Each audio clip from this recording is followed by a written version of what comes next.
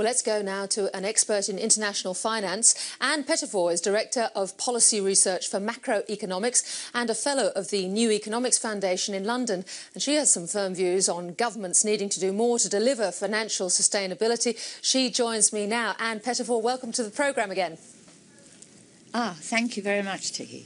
Now, a lot of complaints we've been hearing in the piece that you may have heard just before this about why tapering hasn't started yet. And I'm just wondering if the Fed had tapered, maybe by 5%, and then we'd had the US government shutdown and the debt ceiling dramas, what sort of situation would we be in, do you think? I think it would have been quite scary, actually. And the fact is that the Fed is hosing liquidity into the financial system, and nothing is being done to fix structurally the imbalances in the financial system. And so, it would have been, what would have happened when it began to taper is that bond yields would have risen, interest rates would have risen, and nothing has been done, if you like, to manage the debts that the Anglo-American economies are now burdened by. And so a rise in interest rates would have been devastating for those who are already heavily indebted, and that includes the banks. Even though they have access to all this easy money, they still have very high debts and potential losses. And the corporate sector is indebted, and the private sector, although the United States has deleveraged some of its private sector debt, the individual household sector is still heavily indebted. And in the UK, it's far worse.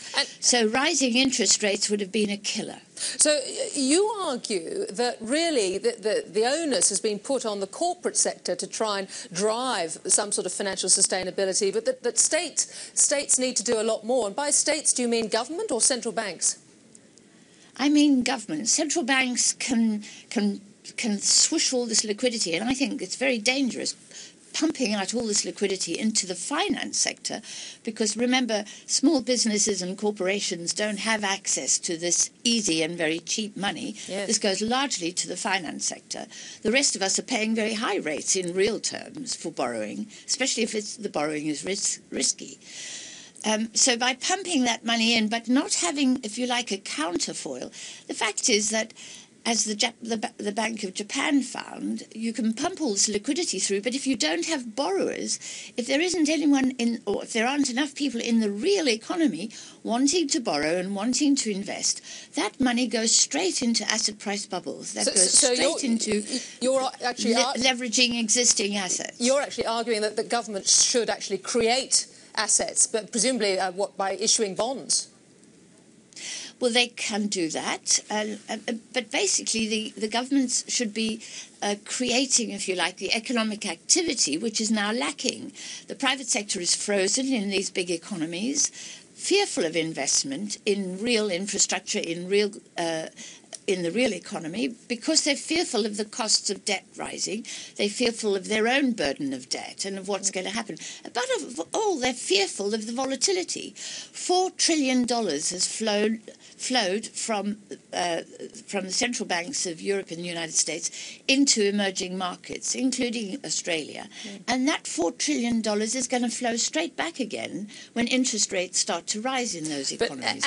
And people are fearful of that volatility. And as you say, there is a fear on the government side. I mean, you only have to look in Britain at HS2, your high-speed rail, and the blowouts there of that infrastructure project to presumably make governments really worried about spending money like that.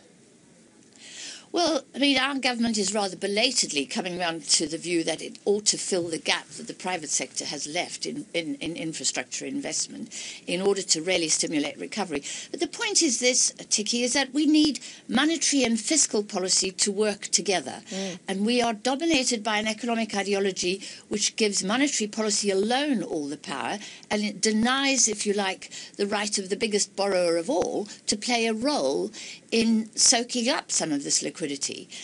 So it's that imbalance in economic theory, if you like, which is at the heart of this crisis. Very interesting, because I spoke to Sir Andrew Geever not so long ago, a former Deputy Governor of the Bank of England, and he was almost stronger than you are, saying that that really central banks should take a lot of the blame for the lack of management of the crisis, and they don't take any of the blame, and there's no accountability. Every other department, organisation seems to have taken some of the blame. Absolutely, but the reason they're let off the hook is because of this economic theory, this approach.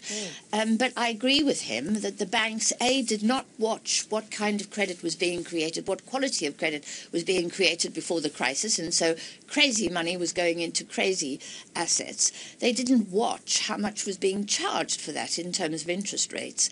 They took, they have done this for about 30 years now, taken a standoff approach to the way the finance sector manages the nation's finances, left it to something called the invisible hand. And it turns out the invisible hand can get things very badly wrong. And as he rightly says, the central banks have not, acknowledged their responsibility. And of course, we're very fearful here because Mr. Mark Carney has just announced he's going to do much more of the same and turn us into the new Iceland, turn Britain, if you like, into the new Iceland, as Martin Wolf notes today. That's frightening. It sure is. Ann Pettifor, I'd love to talk longer, but we have to go now for time. Thank you so much for joining us. Thank you.